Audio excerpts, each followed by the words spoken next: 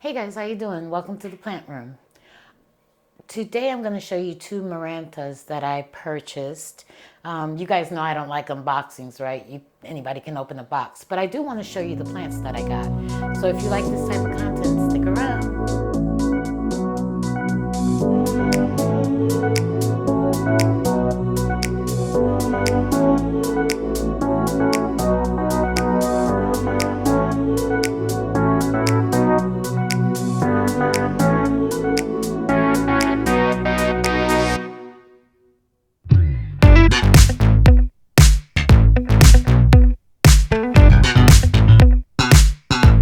Alright guys, as I mentioned in the intro, today I wanted to show you two new Marantas that I purchased. I know we have a love-hate relationship with them, but I actually like them.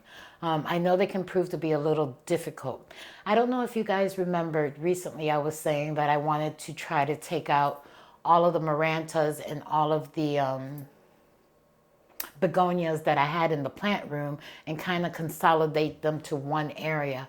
Well, I've been doing that slowly but surely, and so far I've got the majority, if my husband will pan around, I've got the majority of my Marantas, prayer plants, begonias in this room. I'm still not done with how I want them to look.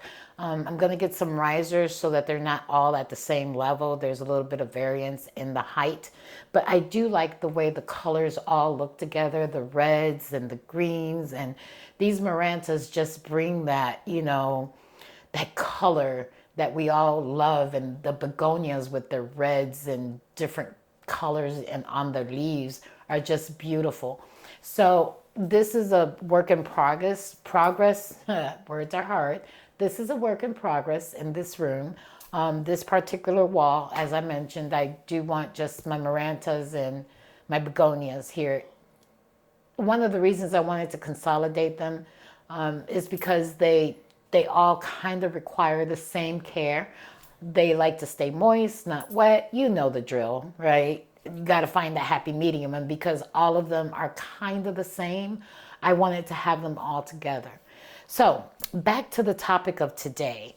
I got this Maranta Silver Band, and it's not one that I have. The leaves are very similar to others, but I thought she was very pretty. She's been fairly happy. So I've had this one, I want to say maybe 4 weeks or so. And I got her at Pike's, and she lives in this coffee cup. It says, that moment you realize this is my circus and these are my monkeys. Anywho, she's not in a self-watering pot, but when I water her, I do leave a little bit of water in the bottom of the cup, and I let her absorb. And if I see there's too much, I dump it and just leave a touch. I feel like that adds a little bit of humidity around those roots so that she doesn't dry out as quickly. And she seems to be enjoying that. Now, with all Marantas, as you know, we do get the crispy tips and things of that nature. I've found that this room stays about 60% humidity, and I know this because I have a humidifier in this room, and I have her set to kick off if the humidity drops below 55. Right now it's registering 60. So obviously I don't need to run that humidifier all the time. She seems to be happy. I think she's very pretty. She fits right in with the rest of my guys over there. Yeah, so this is the Maranta Silver Band. Now, okay, so this is one that I've had for about a week. This is a Maranta Burle Marx. The leaves on this one feel a little thicker. I thought the shape of the leaf was very interesting. Now, this one favors one that I have over here, and I'll bring it so you guys can see what I'm talking about. So this one is actually a Caletheia, and the name on this is the Makoyana. Now, what you'll see is that the leaves, they favor, but they're different. The shape, the pattern on the leaves is similar, but the shape of the leaf itself is very different. I know she's got some crispy, but this one has been around for a while. She doesn't have any pests or anything. I've checked her several times. She's just got some crispiness going on. Oh, let me put this one back so we don't distract from the newer one.